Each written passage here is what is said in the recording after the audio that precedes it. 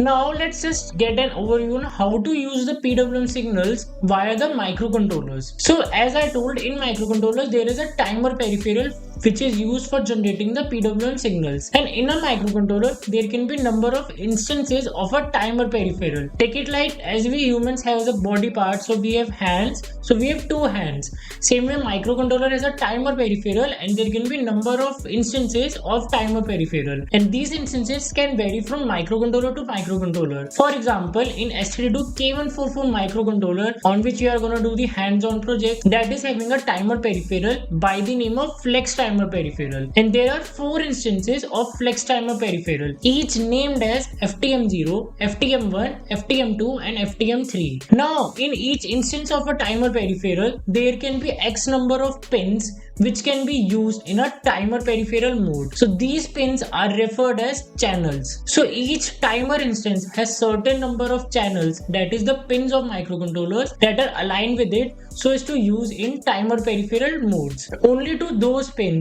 we can generate the PWM signals that we want to generate. So when we want to generate a PWM signal, we have to first look out which pin supports the timer peripheral mode, and then that pin comes in which timer instance in the channel mode, and based on that we do the timer instance configuration for configuring that timer peripheral into the PWM mode and the channel configuration. And all of this information we can get from the microcontroller pinout diagram or the data sheet.